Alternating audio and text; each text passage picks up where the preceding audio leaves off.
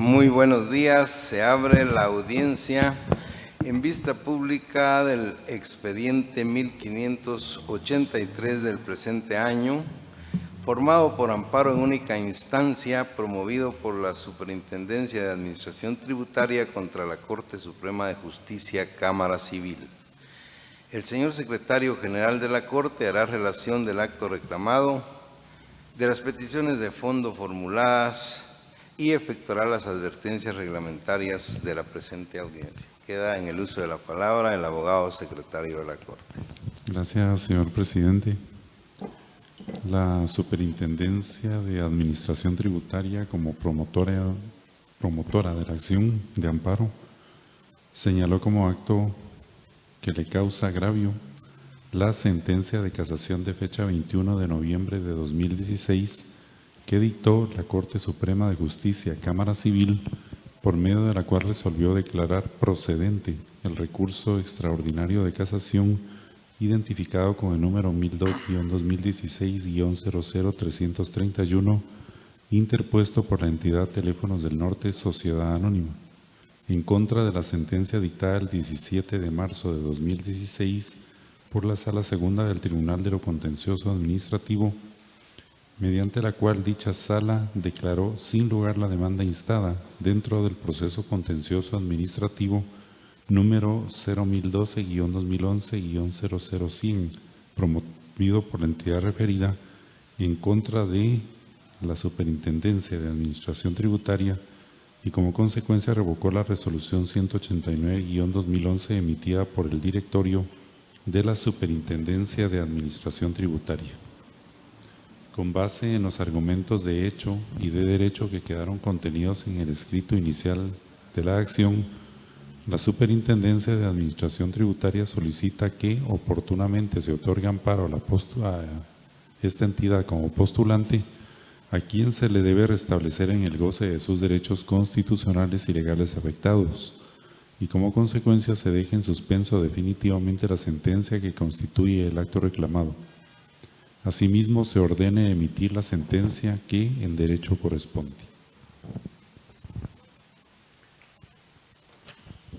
De conformidad con lo que establece el artículo 67 del Acuerdo 1-2013 de la Corte de Constitucionalidad, quien haga uso de la palabra en esta audiencia deberá dirigirse directamente al tribunal, expresar sus alegaciones en forma oral de conformidad con el objeto de la vista pública, previsto en el artículo 61 de estas disposiciones reglamentarias, y no dar lectura a ningún documento salvo que para ello cuente con autorización previa del señor presidente.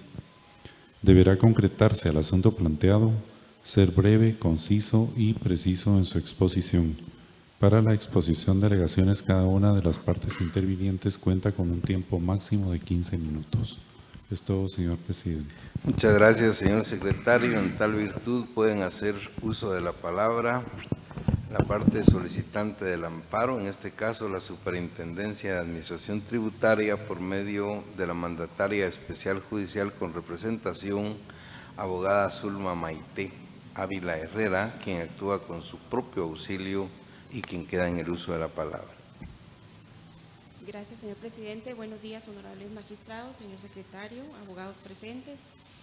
Previo a iniciar, solicito respetuosamente, señor presidente, autorización para poder dar lectura a la norma que es objeto de controversia en el presente caso, únicamente en la parte conducente. Al lugar puede hacerlo, abogado. Gracias.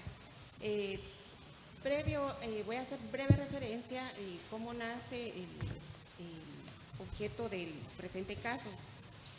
Derivado de una determinación de oficio sobre base cierta que efectuó la Administración Tributaria a la entidad contribuyente Teléfonos del Norte Sociedad Anónima, en la facultad de SAT de revisar el adecuado cumplimiento de obligaciones tributarias, establece que la entidad contribuyente recibió servicios de una entidad no domiciliada en Guatemala, es decir, una entidad extranjera, que le prestó servicios y por los cuales la entidad contribuyente no efectuó la retención que estaba obligada en cuanto al impuesto sobre la renta se refiere, de conformidad con el artículo 35 de la Ley del Impuesto sobre la Renta.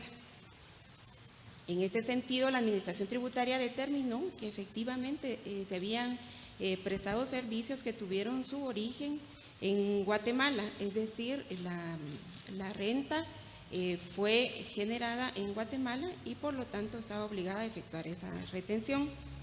El reparo se refiere precisamente por servicios de prestación satelital de interconexiones o conexiones que son de fuente guatemalteca. Es preciso hacer énfasis en el principio que rige el impuesto sobre la renta en Guatemala, que se refiere a que toda renta que es generada en Guatemala, renta de la fuente o el principio territorial, que significa que todas las rentas, ya sea derivada de bienes o prestación de servicios o incluso por la utilización de una infraestructura que se encuentre en el territorio guatemalteco, pues se considera renta de fuente guatemalteca. Y es ahí donde la Administración Tributaria pues confirma esta determinación de oficio sobre base cierta y que la contribuyente pues impugna a través de un procedimiento administrativo correspondiente en donde el directorio de la SAT confirma la determinación realizada y la entidad contribuyente acude a la vía jurisdiccional. El Tribunal de lo Contencioso Administrativo, con toda propiedad y derivado de la juridicidad del acto, es decir, que todo fue realizado correctamente con base en principio de legalidad, pues confirma la resolución emitida por el directorio y declara sin lugar la demanda planteada por la entidad contribuyente. No obstante ello, acude en su derecho, por supuesto, a interponer recurso extraordinario de casación, y es ahí en donde el acto que le causa agravio a la Administración Tributaria, pues en la sentencia que emite la Cámara Civil por medio de la Corte Suprema de Justicia, acoge un submotivo planteado por la entidad contribuyente, que es la interpretación errónea del artículo 35. Únicamente voy a referirme a lo que establece en la parte conducente. Toda esta legislación, por supuesto, es la que está vigente en el momento en que se efectuó esa determinación de la obligación. La ley del impuesto sobre la renta, vigente en el año 2005, regulaba: constituye renta imponible el 60% de los importes brutos que obtienen las personas propietarias de empresas productoras, distribuidoras o intermediarias domiciliadas en el exterior para la utilización en Guatemala de cualquier otro medio, incluso transmisión o difusión de imágenes o sonidos, cualquiera que sea la forma de retribución. Y esta es la parte que la entidad pues argumenta que los servicios no fueron prestados en Guatemala. No obstante, la Administración Tributaria, y como ya lo mencioné, la sala sentenciadora basada en el principio de juridicidad, concluyen que efectivamente es procedente esa determinación de oficio sobre una base cierta. La Cámara Civil acoge este submotivo que en principio la Administración Tributaria considera que estuvo planteado en forma deficiente.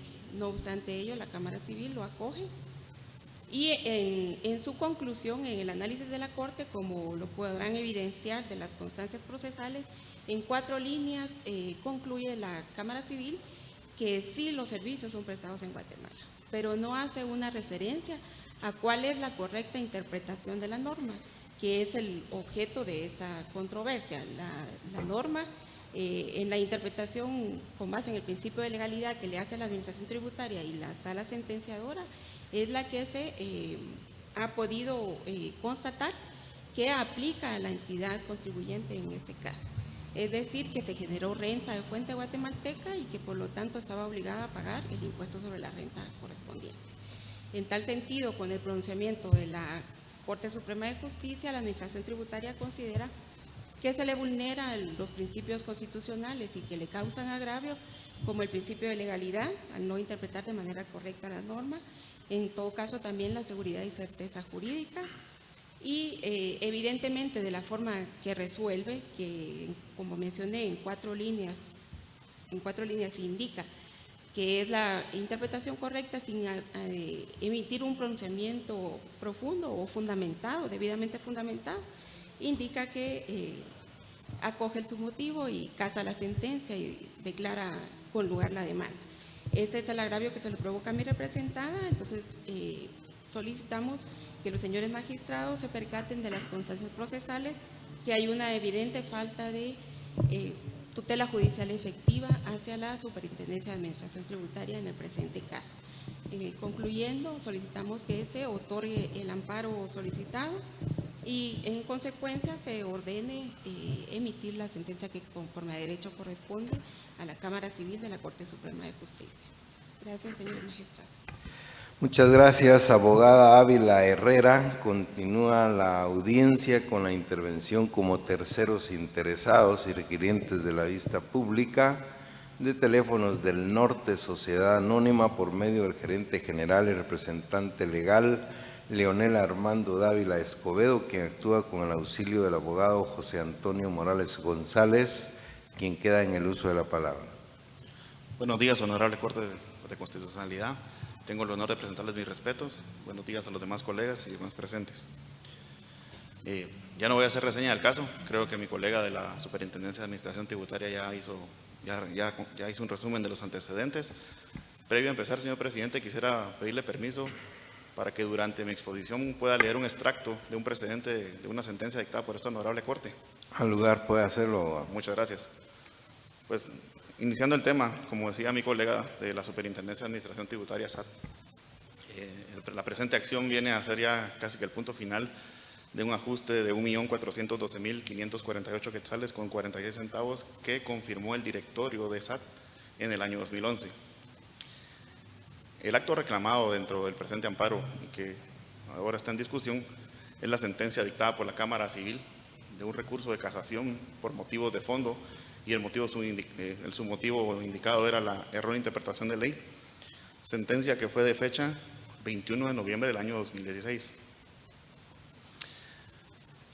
Hago acotación a la fecha porque esta es una parte toral importante que impide la procedencia y que el presente amparo sea otorgado. ¿Por qué?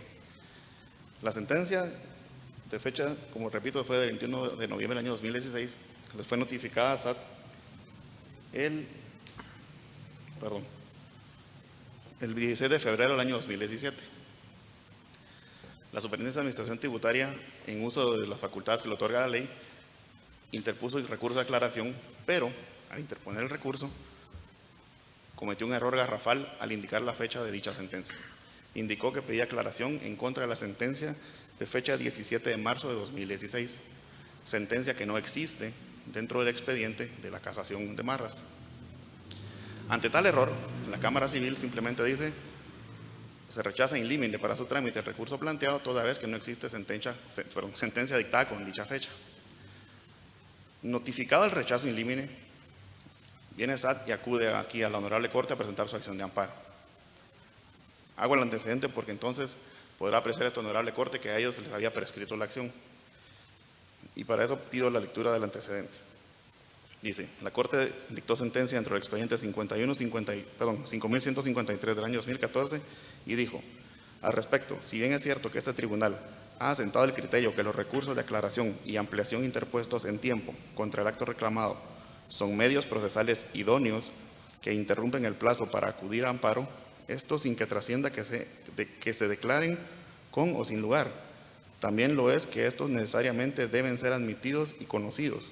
No es suficiente solo su presentación, pues su rechazo por deficiencias en su planteamiento, tal como sucedió en el presente caso, la Sala se negó a conocerlo, lo que tuvo por efecto que tales medios se tuvieran por no interpuestos.